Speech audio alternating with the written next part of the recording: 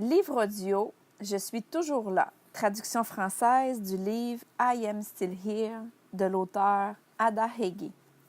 Chapitre 15. Dans le rêve des gens. Plusieurs fois, Dieu m'a placé dans le rêve des gens.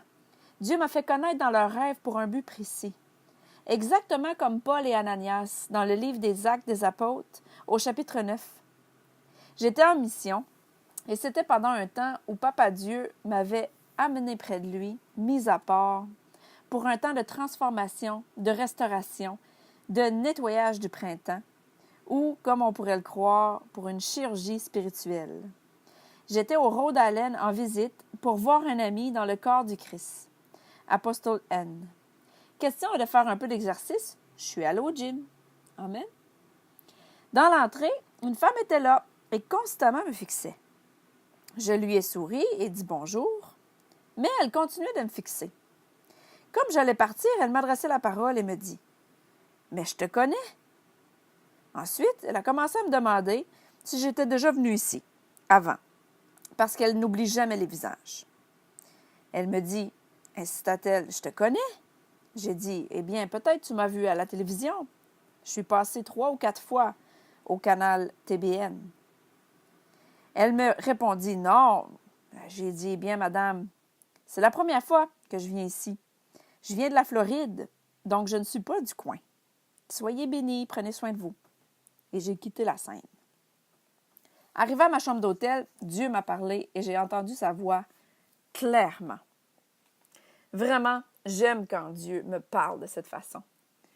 J'ai commencé à regarder autour de moi, tentant de voir d'où cette voix pouvait venir. Un peu d'humour ici. Il m'a parlé et il m'a dit « Elle t'a vu dans son rêve. » J'ai su immédiatement qu'il me parlait de la femme au gymnase. J'étais placée dans son rêve et il a continué à me parler et me dire « Vas-y maintenant, peu importe ce qu'elle va te demander, relâche-le sur elle et je vais le faire. » Oui, Dieu. Cela me dépassait complètement.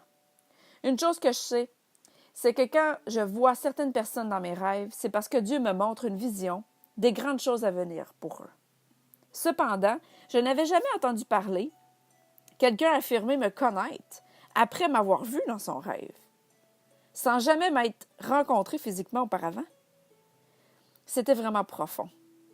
Mais ça venait de Dieu et c'est tout ce que j'avais besoin de savoir afin d'obtenir les instructions directement du quartier général du royaume, d'obtenir les ordres et d'être un bon soldat que je suis.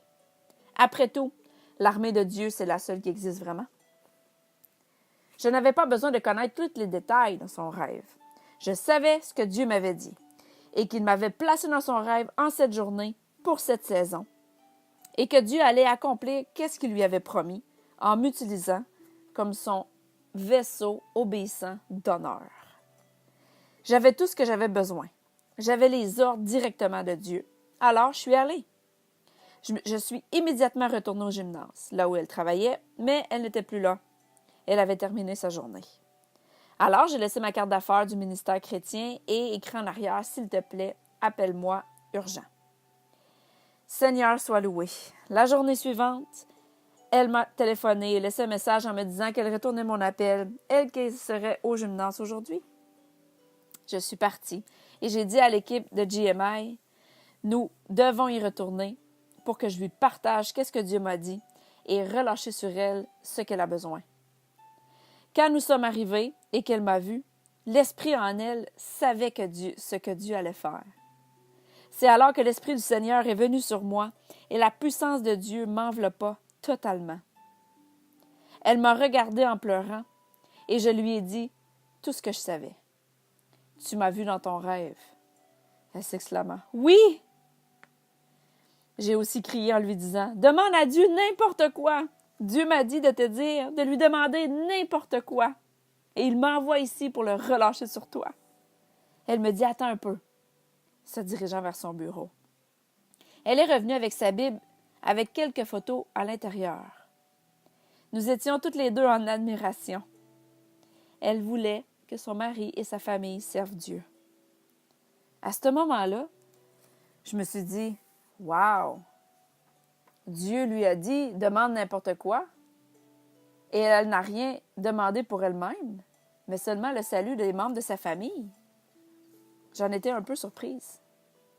Je lui ai dit, « Es-tu certaine que c'est tout ce que tu veux? » Trop facile.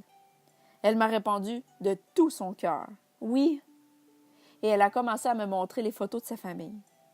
Dieu soit loué. Alors je lui ai dit, « Au nom de Jésus, cela te sera fait. Avant la fin du mois, ta famille entière, ta maison entière sera en train de servir le Seigneur. » Au moment où j'ai relâché cette déclaration, j'ai eu une vision de son mari, assis dans le salon en train de lire attentivement la Bible. Et c'est ce que je lui ai partagé. Elle était folle de joie. Également, je l'ai invitée à venir à la conférence avec sa famille. On s'est enlacés, ri, réjoui, loué et adoré et remercié Dieu ensemble. Une fois arrivée à sa maison le même soir, elle a trouvé son mari, assis dans le salon. Oui, alléluia, en train de lire la Bible. Elle a invité son mari à la conférence et j'ai ainsi pu le rencontrer. Comme c'est merveilleux ce que le Seigneur a fait. Merci Jésus. La joie du Seigneur fut vraiment notre force.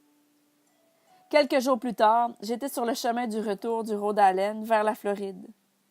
Elle a appelé sur mon cellulaire car elle voulait me partager comment elle avait parlé à ses enfants et que leur cœur était ouvert à entendre parler de Jésus et qu'elle savait sans aucun doute que le Seigneur était intervenu surnaturellement. Je lui ai rappelé la parole de Dieu dans Actes 16, 31. Quand tu crois en le Seigneur Jésus, toi et ton entière famille seront sauvés.